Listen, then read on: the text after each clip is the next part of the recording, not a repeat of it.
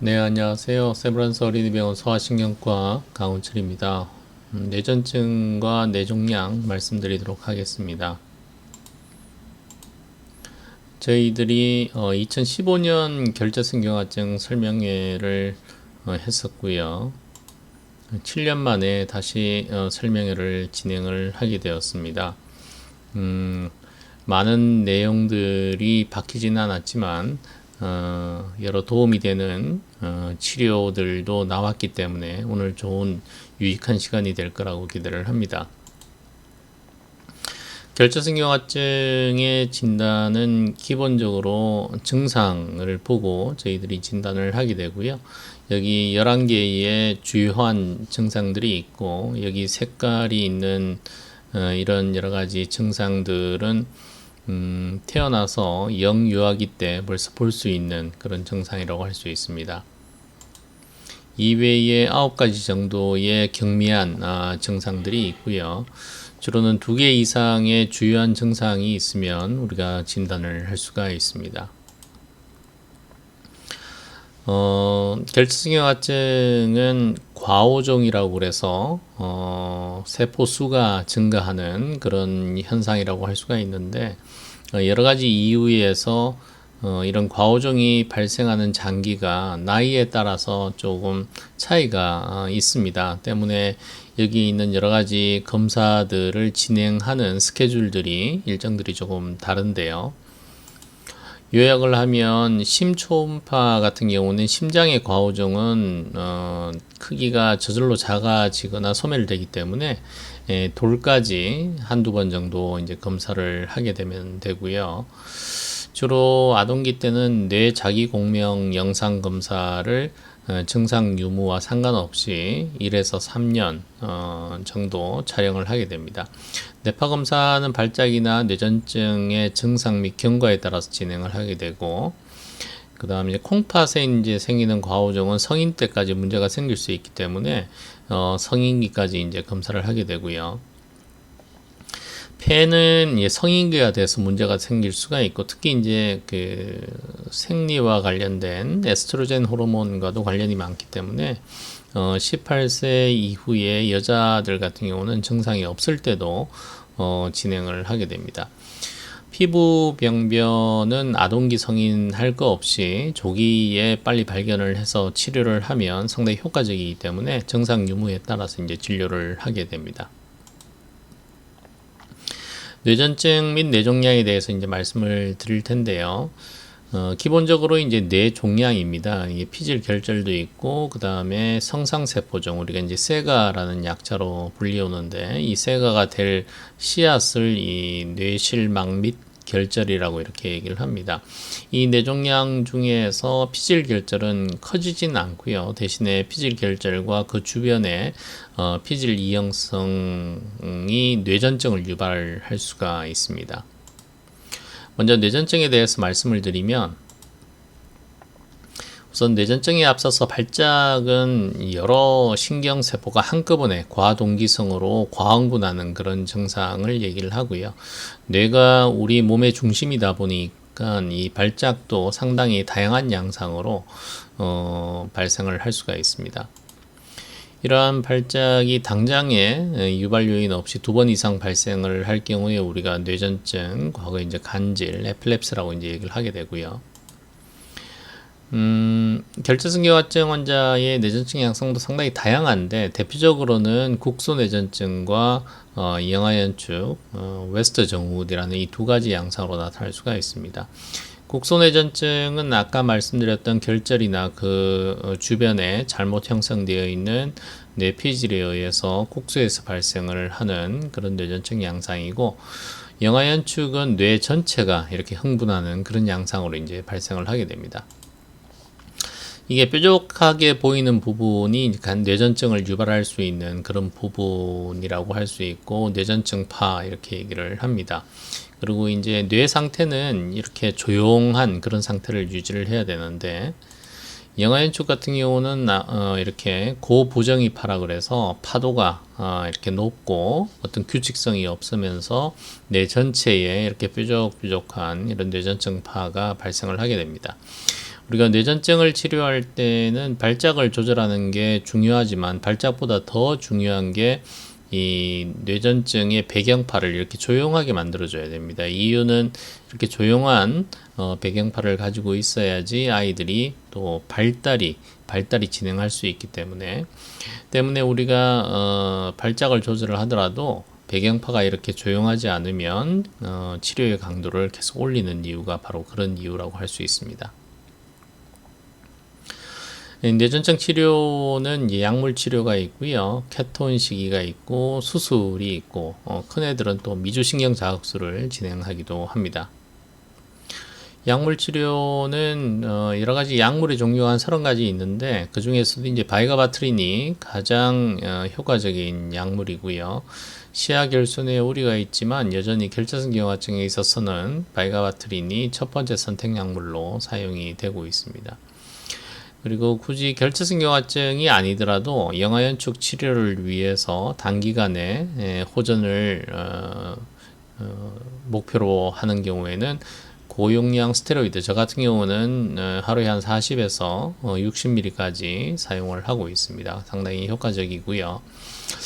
그 다음에 최근에 이제 그 대마 추출물로 칸나비디올이 주목을 많이 받고 있습니다. 그래서 이 환자는 결자성경화증 환자는 아니고 미국에서 아주 유명한 이 CBD가 대중화되는 데 기여를 한 환자인데 옆에 이게 이제 대마입니다. 대마 중에서 환각 성분을 뺀 칸나비디올 성분만 이렇게 추출을 해서 효과적이라는 그런 보고들이 있었고, 지금은 레너스 가스토 증후군과 드라벳 증후군에만 주로 사용이 되지만 작년에 자만 유롤로지에서 결자성경화증에서도 상당히 효과가 있는 걸로 입증이 되고 있습니다.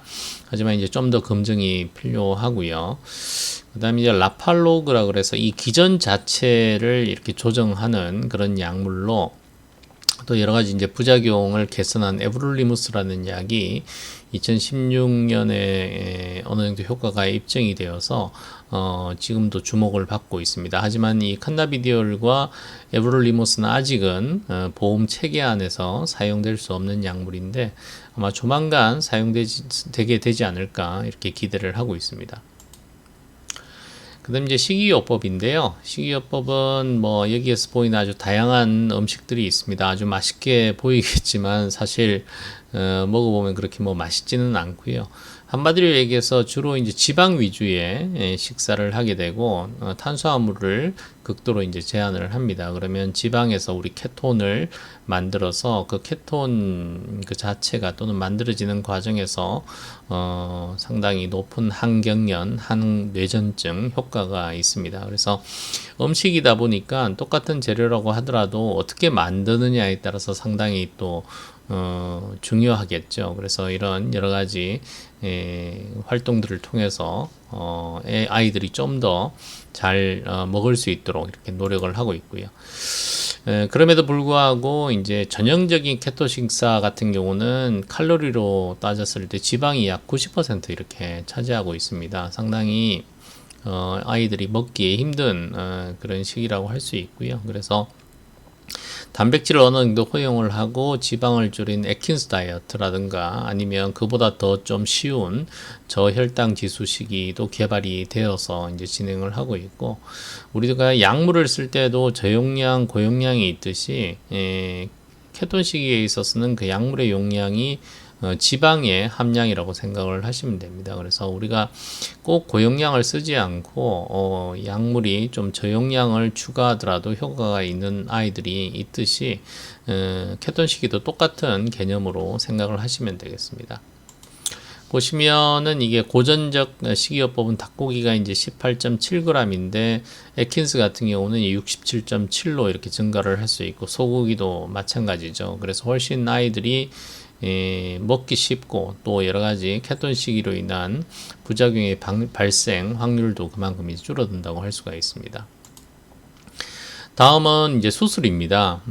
내과적인 치료로 조절이 안 될 때 우리가 이제 이런 뇌를 잘라내는 수술을 고려를 할 수가 있고, 또 정밀 타격을 해야 되기 때문에 두피에 붙이는 뇌파와는 달리 이렇게 뇌에 직접 뇌파를 다 집어넣게 되고요. 이 과정들이 상당히 이제 좀 고통스럽습니다. 그래서 이런 과정들을 거쳐서 이렇게 이제 실제로 수술을 하게 되는데, 근데 이제 결재성교 같은 경우에는 간 내전증이 발생하는 부위가 여러 군데 있고, 또 수술할 당시에는 그렇게 흥분도가 높지 않다가도 나중에 또 흥분도가 높아지는 경우도 있기 때문에 한 번의 수술이 아니라 여러 번 이제 수술이 또 이어져야 되는 경우가 있어서 아이들이 여간 고생이 아니죠. 근데 요즘에는 이렇게 이제 아까처럼 뇌파를 머릿속에 다 집어넣는 게 아니라 바깥에 구멍을 뽕뽕 뚫어서 이렇게 이제 뇌파를 집어넣는 입체 전극이 우리나라에서 벌써 작년부터 이제 시작이 됐고요. 뭐 저희 병원에서 지금 진행을 하고 있습니다. 그리고 아직 국내에 도입되지는 않았는데 미국이나 여러 선진국에서는 이런 입체 전극과 더불어서 레이저를 통해서 이렇게 두개골을 열지 않고 수술하는 방법들이 진행이 되고 있습니다. 그래서 오늘 아직은 이게 시행이 되고 있지는 않아서 오전 세션에 넣지는 않았고요. 아마 오후에 전문가 심포지움에서 우리 여기 장원석 교수님이 이 과정에 대해서 또 설명을 해주실 것 같습니다. 뇌종양인데요. 뇌종양은 이제 세가가 문제가 되기 때문에 잘 관리를 해야 됩니다. 이 세가는 1cm 이상의 이제 종양을 세가라고 얘기를 하고요. 주로는 못로 뇌실 사이에 구멍에 호발합니다. 물론 이제 여기 주변에 뒤에 있는 사진들처럼 어디에 이제 발생할 수도 있지만 주로는 이제 못로 뇌실 사이 구멍이란 여기에 호발을 하게 되는데, 이 위치가 상당히 이제 뇌척수액이 돌아다니는 병목 지점이라고 할 수 있습니다. 그래서 뇌압이 갑자기 올라가서 여러 가지 증상들이 나타나고 때로는 아주 위험한 사망까지 이룰 수도 있는 그런 상황을 유발하기 때문에 우리가 이제 관리를 하게 되고요. 다행히 20살에서 한 25세 이후에는 발생이 잘 하지 않기 때문에 이 정도 나이대까지 우리가 MRI를 쭉 팔로업을 하면서 쭉 이제 촬영을 하면서 보게 되고, 다 발생하는 건 아니고 전체 결재성경화증 환자의 약 10에서 20% 정도에서 이제 발생을 하게 됩니다. 이제 뭐 수술을 해야 되는 경우가 있는데, 이게 감마 나이프, 이게 또 수술이죠. 일종의 빗을 쏴서 그래 두개골을 열지 않고 좀 안전하게 시술할 수가 있고, 그냥 수술할 수 있는 방법이 있고, 아까 말씀드렸던 에브룰리무스를 사용하는 방법이 있습니다. 그래서 고전적으로는 주로 이제 수술적인 방법을 많이 사용을 했습니다. 신경외과 선생님들한테 이제 협진을 하면 아마 외과 선생님이 들리다 보니까 수술을 이제 진행을 하려고 하고, 저희 병원에서도 이제 많이 진행을 했었는데, 그래도 이제 감마 나이프를 하고 했는데 뭐 제대로 재발이 되고 이래서 결국은 수술적인 제거를 했는데, 또 이 환자들이 이제 주로 이제 또 재발을 하게 되죠. 재발을 하게 되면 에브룰리무스를 사용하고 이렇게 되는데, 지금은 이제 그래서 주로 감마 나이프나 뭐 또 시술이 여러 가지 재발도 발생할 수가 있고, 일부 환자에서는 악성 뇌종양 발생도 가능하거든요. 그래서 이제 수술적인 방법은 또 수술 부작용도 우려가 되고 또 재발이 발생하는 경우가 많아서 요즘에는 이제 보험 체계 내에서 라팔로그를 사용을 합니다. 그러면 이 세가에만 좋은 게 아니고 아까도 말씀드렸듯이 뇌전증 조절에도 도움이 되고, 이후에 말씀드릴 여러 장기의 증상에서도 다소 도움을 받을 수 있다는 기대 때문에 요즘에는 대세가 약물 치료라고 할 수가 있습니다. 여기까지 뇌전증 및 뇌종양에 대해서 말씀을 드렸고요. 아까 주요 증상이 발생하는 장기별로 저희들이 프로그램을 쭉 준비를 했습니다. 그래서 우리 환우 그리고 보호자분들이 잘 이해하기 쉽게 이렇게 설명이 될 거고, 아마 제가 이제 질의응답 시간에 좌장으로 진행을 하게 될 건데, 한 20분 정도 시간이 배정되어 있는데, 점심시간까지 이어서 오후에는 이게 전문가들 심포지움이기 때문에 아마 우리 환우분들이, 보호자분들이 이해하기는 조금 어려우실 것 같아요. 그래서 점심시간까지 쭉 Q&A 진행을 할 테니까 끝까지 잘 경청해 주시기 바랍니다. 네, 감사합니다.